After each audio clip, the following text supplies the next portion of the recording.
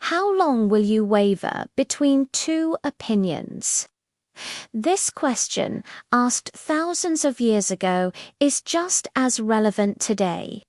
We're diving into a powerful story from the Bible, found in 1 Kings chapter 18, and what it means for us in our modern world.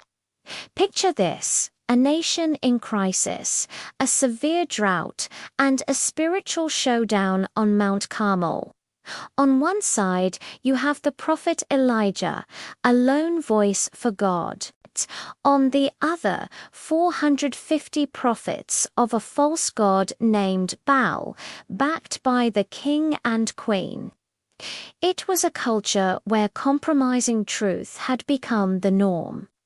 People were trying to have it both ways, worshipping God one day and Baal the next. Elijah steps onto this scene and confronts the people with a challenge. In verse 21, he says, "How long will you waver between two opinions? If the Lord is God, follow him. But if Baal is God, follow him." He's basically saying, pick a side. You can't live in this grey area forever. You can't serve two masters. Isn't that something we see all around us today? We live in a culture that often encourages compromise, telling us that all truths are relative and that holding firm to one belief is not. It's so easy to get caught up in trying to please everyone, to fit in, to avoid ruffling feathers. We might find ourselves watering down our convictions at work, among friends, or even in our own families, just to avoid conflict. We start wavering, just like the ancient Israelites.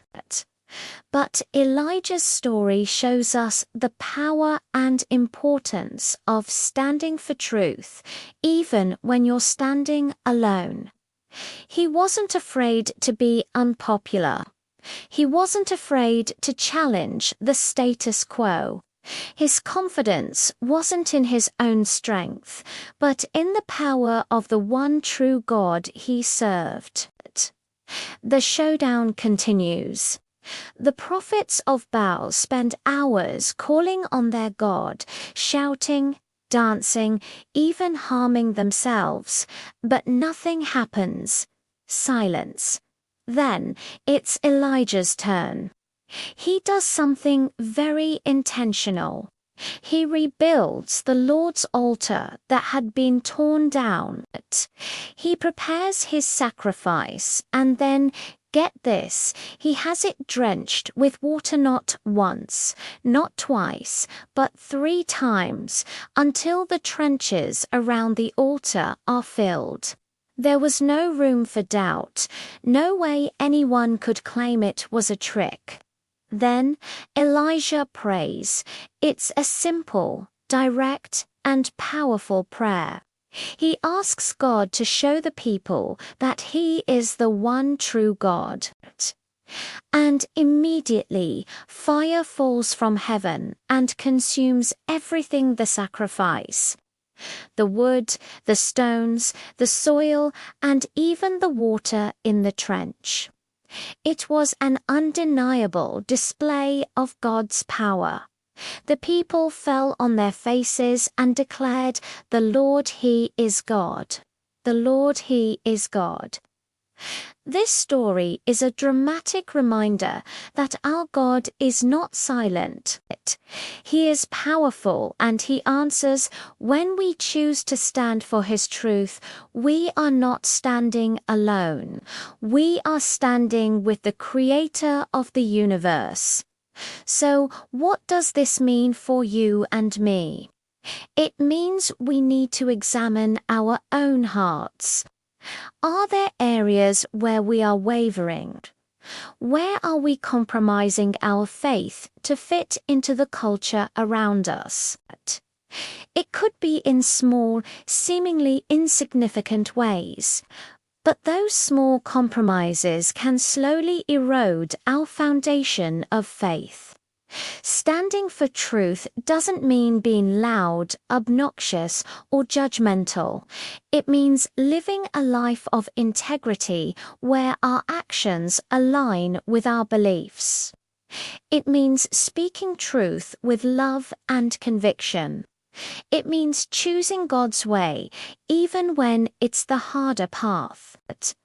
Like Elijah, our confidence should be in God's power, not our own.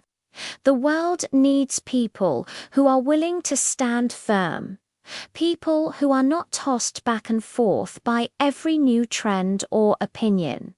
People who, when faced with the question, "Who will you serve?"